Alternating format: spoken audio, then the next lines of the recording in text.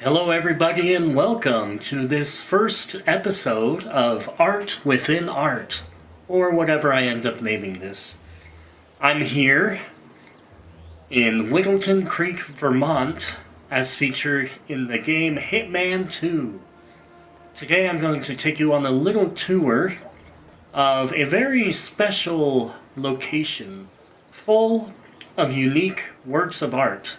Almost an abstract art museum, if you will. It's just this next house right over here. This home belongs to the Wilson family, a couple that have recently moved in and are now holding this welcoming party, barbecue, whatnot. Let's take a look and see if we can meet anyone interesting. Sir. Oh, thanks, I appreciate that. Oh, and they have a little nice putting green, things like that. Pretty relaxed place, I like it. They even got the local security. How about that? Really impressed by all the wonderful things you There's have Mrs. here. Wilson I right wish there. My husband would let me have that much art inside. We won't the house. interrupt, but let's take a look inside. He doesn't appreciate it. So right away, I guess I kind of glossed over some of the art. But if we just do a quick scan, we immediately see that this place is just filled to the brim with all sorts of paintings. So we're going to take a look at a few of these and maybe just do a little bit of analysis. To make things easier, I'm going to turn this off. Oh dear. I'm sorry, is that okay if I turn that off? Ugh. Really? Hey! You! Yeah, with the smug face. What's this? I was afraid of that. Are you not getting this? That's enough! What do you want from me? Jesus! Don't you move. I'm getting help. Well, let's start upstairs. Maybe if I just leave, they won't bother. We would call it exorcist when people acted like you. All I did was turn off the TV. Alright, we're gonna start in this room. This is, as I like to call, the football room. So what we have here, initially, is we have this fun little work of a football player in motion. Now we see all of the different forms of a football player as if captured in a moment in time. This kind of resembles the early works of photography when they were debating with each other, or I forget who the photographers were.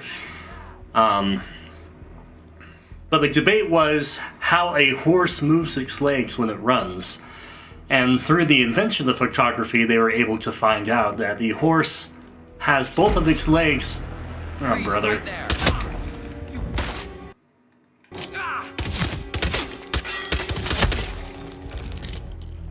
So as I was saying, long story short, you know what? Let's do that. Long story short, something about a horse in the photograph. Anyway, the point I'm trying to make is this painting really looks like Marcel Duchamp's nude descending a staircase, because it just shows that fluid motion all captured in one sort of block image. And I think it's kind of fun. I don't care for the color palette all too much. The background is very dark.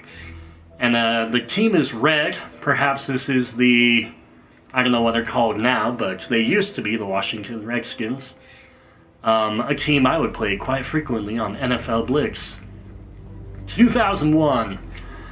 Just opposite of that, let me close the store here. Anyone out there? Alright. I'll just take care of this. There, now we can close the door. Just opposite that painting, we have the classic icon of football, the one and only helmet. Initially, we see this helmet from face on, as it's staring directly towards us. No head inhabits it, it's just the helmet itself. However, I think the lighting is interesting. Wish I could get those button prompts to go away. but it's shrouded in blue with a hint of a red light shining up in that corner. To me, this kind of looks like police lights. And that's all I have to say on it. Wonder what they're there for. Well, since we're upstairs, a little bit of a change of plan. Oh, here's something. Let's take a look at this. Oh, there's even a signature. All I can make out from there is the numbers 98, so relatively old, I would say. But in this painting, we see it is rather abstract, rather simple in terms of composition. A lot of blocky colors. We have a big black form dominating the right third of the composition, as well as a mixture of greens, reds, and oranges. That red figure almost looks like a humanoid of sorts. Perhaps, yeah, that's all I got. Moving on, let's, Don't mind me. I'm just leaving. Alright, sorry. You do you. Oh, here we go. Ooh, this one's nice and big. That's awkward. Where'd that guy go? Anyway, this is quite large. Here I am to scale. Okay, what do we have going on here? This painting is quite fuzzy. I would also see this as a rug. This painting is just asking to be stepped on. I mean, picture it. Would you have something like this in your theater room, in your man cave, or somewhere where you would have game nights? That's kind of the vibe I get from it. But we have a mixture of warm colors dominated by cool colors. The shapes are very abstract, very without form. It almost feels as if we're looking at the cross-section of a wave. You know what? Never mind. It doesn't look anything like that. Kind of cool, though. This painting, yes. This one clearly looks like a horizon. We have the lake there in the bottom quadrant. We have the horizon there, the mountain, the sunset. Over here kind of looks like a forest fire raging. Or even just like a big wave of lava coming over the mountains there. That's kind of dangerous. The sky's pretty fun. The texture of the paint is really interesting because it looks like someone took a monster truck, like one of those RC cars. They dipped the wheel in blue paint and then they just drove over the canvas. Really unorthodox method, but it works quite well here. Although I can't think of a time where I ever saw the sky with that much texture going on. But I can't be everywhere at once, so you let me know if that's something plausible. Over here, so we're at the top of the stairs now. This one. When I look at this one, I again look at a forest fire. Perhaps these two paintings are connected in that way. But this one, very, very hot. Lots of bright and sharp red colors. Lots of brutal lines and brushstrokes. Almost as if this painting has been lacerated thoroughly. This spot right here kind of looks like the rising of a flame, the smoldering, I guess the smoldering ashes come later. Over here, a similar kind of thing going on. And then the black up top is interesting. I like to think that the perspective of this painting is the viewer looking from the ground towards the sky. So these flames are right in our face. And just in the clearing, we're able to see the remaining parts of the tree that are yet to be consumed. Not really a happy painting, but I guess that's not really the point. Alright, there's nothing going on in here. Oh, hey, we have the rug. We have the rug again. Interesting. The painting's so nice they bought it twice. I bet we won't see that again. This one's, I think they just ran out of room because that looks like it should be landscape orientation. Looks like another Horizon scene, landscape at sunset.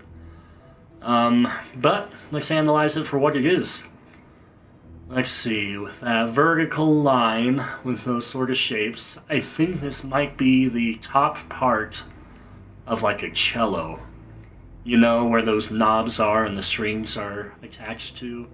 I don't know what that is, so all you cello players, let me know what that part's called. Yes, here we have two paintings strongly resembling the works of Mark Rothko and those of his Color Field series. Essentially what you need to know is Mark Rothko decided that rectangles and color were worth millions. And so he did something like this, where he painted a big black square, followed by a red rectangle, and an even smaller white rectangle. And the art industry went wild for it. And he is worth more than you and I will ever see in our lives. Oh, hey buddy, how you doing? Hi. I'm on my way out. Bye. Oh, it's okay. You can stick around. I'm just gonna be a minute. Alright, if you say so. Alright, at the head of this bed, we have a pretty fun, pretty full of motion painting of trees. Not too dense. It almost looks as if the sight you would see while driving down a narrow trail through a dense forest. And you take a glimpse outside and you see all of those trees kind of just bunched up together. Kind of a fun painting in motion. I think the abstract sort of styling helps convey that motion too. However, the artist really let the paint drip. Something's going on. If I could improvise a dramatic thing about this painting, I would, to help the music really convey my point. So we'll go on to this one. Wow, look at that. That's really something. Over here, we have what looks kind of like a photograph, but I really like the sort of shiny finish we get on this really tall... I can't even tell if this is a painting or not. Move. That one's kind of fun. A nice little seaside, riverside scene. I'm starting to wonder why the Wilsons bought all of this art. What's it all for? What's it all mean? Oh yes, the quintessential image painting for the football room. The football player. What is football without the player, if not but just a weird brown shape? That is the same room. Actually, before I go downstairs, I'm going to give you guys a little sneak peek. I'm going to go up into the attic, where probably the most valuable work of art hides. And there you have it. Probably an original Jackson Pollock. You can tell this is a Jackson Pollock simply by the way it is. I know that's a really silly and cliched phrase, but it's true in the art world because so many artists have developed their own style, their own technique, their methods and whatnot. And this one just screams Pollock. You can even hear it coming from out there. Is it that guy? What does he know? I kind of want to find out. Another time, perhaps. I would wager this painting is worth at least $25.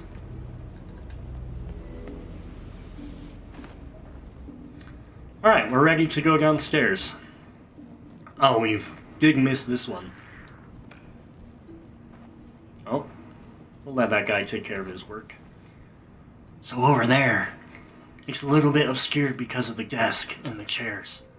But we have a really interesting, abstract shape. A lot of red, a lot of whites, cool colors. There he goes. Man, he is not being careful with that body at all. It's flailing all over the place. Set up with all of this. Alright, I think we're in the clear. So, what's going on here? We have some really interesting strokes of the brush. Really wide brush used here. we get some seamless transition of the light regs, the dark regs, and the blacks even. And that all encompasses, or that's all encompassed within this white and light blue area. It's almost like a winter scene. I could see that background being snow, maybe some rock. But as for the reg, I cannot quite make out what that is. In a very abstract sense, I guess you could say it's a pair of lips, but I don't quite know what that would mean for the rest of the painting. I don't know. Let me know what you think. Alright, let me go to this part of the banisters so we can see these. At the top of the stairs, we have this really beautiful sort of jungle, maybe mountain scene. I'm a big fan of this one just because the colors are really good. The green really strikes out at you. A lot of the painting, half of it even, is dominated by this dark area. But up top towards the, in the sky, as I was saying, overall, I'm just a big fan of it. I think it looks nice. I would hang that up in my room, though it is really big. I don't think that this painting needs to be this huge. Right next to it, we have... That looks familiar. Is that the same... Where was it? Might have been the bathroom. Anyway, if you remember earlier, we had that similar... Well, identical composition with the black figure in the middle that kind of looked like a person. But that this time is just with a cool color palette. And right below it, we have a sort of like a room plan, architectural plan looking painting. Some black lines on the blue background. Not a whole lot to say there.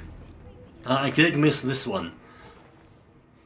This one's interesting because it looks like we have a man right there, kind of poking his head into the composition. We have what looks like another humanoid figure up in the top left. That might be a hand stretching down.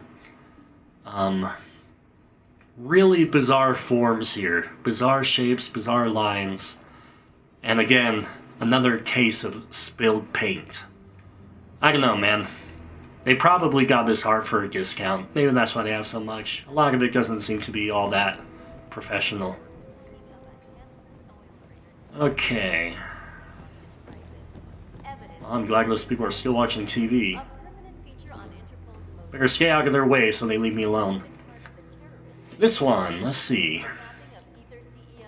Another dichotomy of warm and cold, as we have a bunch of hot reds and cool blues and purples all working in harmony together.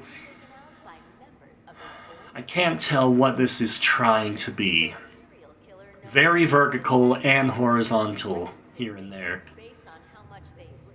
Simply abstract. Doesn't really make me feel anything. And then this one we saw yet again. Man, a lot of copies here. Wonder which one's the original.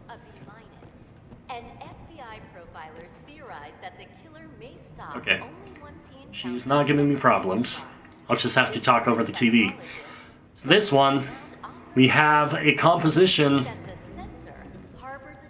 You know what? I have an idea.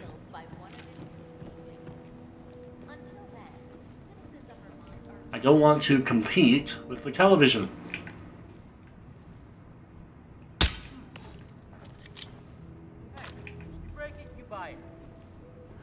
So not in the mood for this BS.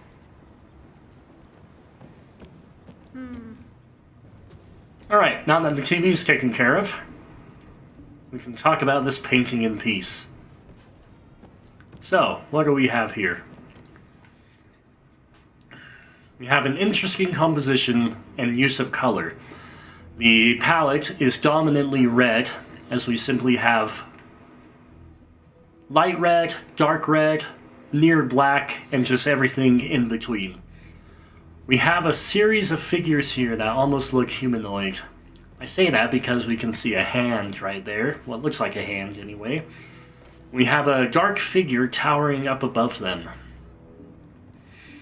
What are these figures doing? Why are they here? What's their quest? Perhaps they are here in open rebellion against the tall, dark figure. Perhaps this resembles the fall of an empire. Perhaps this painting is a callback to the ancient empire of Rome.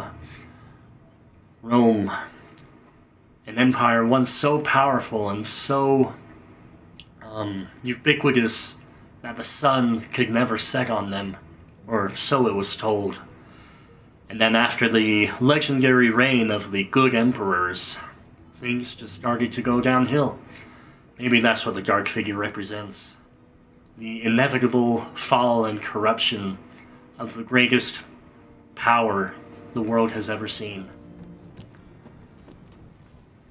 Over here, we have some abstract shapes. Pretty cool. Got that architectural plan again. Got this cool little Mondrian-style painting where we have some linear black shapes. A white square with a red square nestled there in the corner. This one's really interesting because it makes you feel something for the square. The square has nowhere left to go, nowhere to turn, nowhere to run. We don't know what might be coming for it, if anything's coming for it. But we know that it has tucked itself here because there's nowhere left to turn. Hold on, little square. There may be hope for you yet. Well. Yep, there's that painting again. But different color palette. Over here we have this horizon again. And then once more, but this time it's wider. You know, I think that's the last there is. And some final thoughts before we move on, or before we close this episode. I really think that the Wilsons got a raw deal here. These paintings, while they are impressive, some of them anyway, they just aren't... I don't think they have much lasting value. Now, that isn't to say that the only reason to own a painting is for their value or for their monetary qualities. But that's why a lot of people collect it regardless. And I think if maybe they just spent a little more time looking, they could have found something really special. Guy, have you seen my You need clothes? this room? Don't mind me. I'll find somewhere else. No, I'm just looking for my old outfit. I don't know what happened to it. There it is, okay.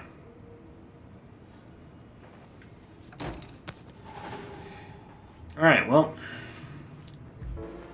thank you for joining me on this first episode of Art Within Art, the show where we go through all of these virtual digital game worlds and take a look at some of the art that we don't think about a whole lot. These video games have a wealth of amazing works of art, and I think it would be a lot of fun and really valuable to just recognize them. So if you watch this and you know anything about who created these works of art, please let me know in the comments. If you liked them, if you didn't like them, if you have any thoughts of your own, I would love to hear them. Thanks again, and I hope to see you next time.